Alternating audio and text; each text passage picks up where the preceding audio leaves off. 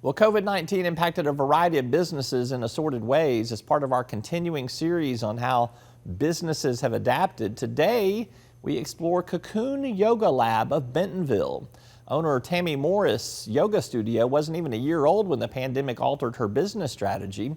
I caught up to learn more about her business success, part of our Arkansas series presented by First Security Bank. Tell me a little bit about how business was going for you guys before COVID-19 and the pandemic hit Arkansas. Tell me what you were experiencing as a startup company. Right. So we were a complete startup. In fact, we opened September of 19. So we weren't even open 6 months before we had to close our doors. And so we were just getting to know our customers, getting people in, getting our business started. And if you know, we are at A Street Market in Bentonville, and our neighbor across the lawn was the Momentary Museum, the Satellite Museum of Crystal Bridges. It opened on February 22nd, only to close, a few weeks later. So we were all just kind of getting to know each other, getting to know all of our clients, and then had to close.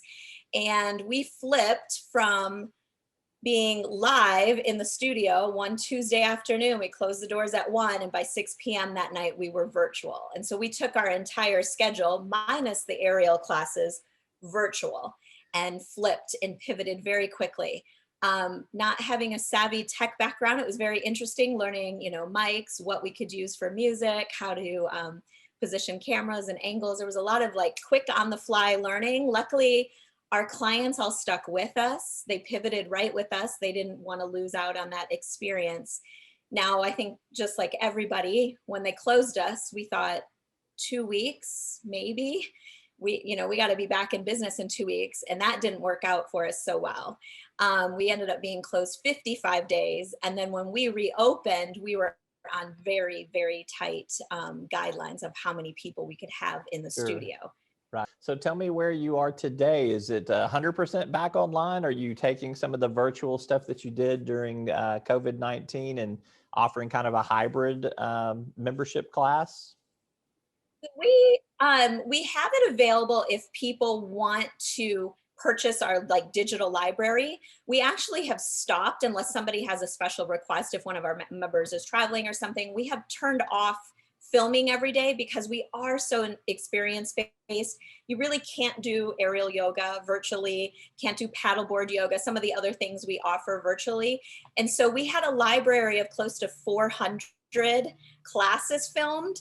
And so the students that still want to be at home or are traveling now, they access that library. We've kept it out for them. But we are back open just as the last few weeks, being fully back open to capacity. All right. Do you so tell me what was one of your takeaways or some of your takeaways from that experience that you went through of the several months of being closed, and maybe how you're adapting your business model going forward to anticipate a curve in the road that you might not have ever seen coming. Yes, but it's just like everybody was pivot. Every week it felt like we were pivoting. A couple things we did was to stay nimble during COVID when we were opening, and it was like, this week we can have 5 people in the studio. Okay, next week we can have 7. Is we started releasing our schedule only 1 week at a time, where in the past it used to just be a rolling schedule. This forced everybody to go out every Wednesday and with intention figure out what classes they wanted for the week. We're definitely keeping that because we have found we have less no shows, or people, don't forget about stuff if they've committed to it within the week. So we're definitely keeping that. Some of the other things that we had to do during COVID that we're also keeping is, last summer, we pivoted to a lot of outdoor classes instead of having everything in the studio. And people really like practicing at the park, practicing outside, practicing by the lake. So what we've tried to do all summer, this summer, is even pulse in other locations versus always being in the studio, because we want to change it up for people. They tend to stick with something more if they're interested and it's something new and different. So we created a lot of unique experiences last year that were COVID safe, like offsite retreats and, full moon dance parties outside that we could do safely.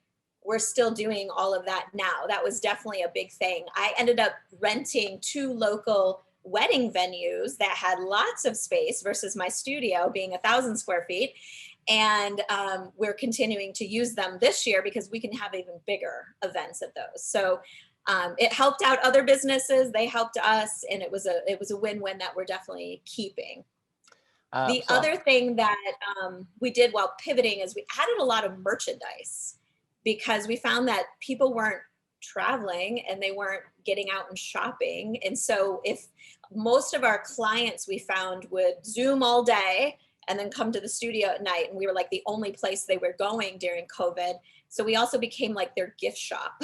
So if they needed a quick gift or they needed an item. So I pivoted and bought a lot of unique merchandise that you wouldn't expect a typical yoga studio to have, but people loved it. And so much so that for Thanksgiving, we had our own Black Friday at the studio, and we canceled classes for a day and created a Merry Market. And we did 5 figures in one day at a little studio on merchandise. And so we definitely will continue to do that and grow our merchandise.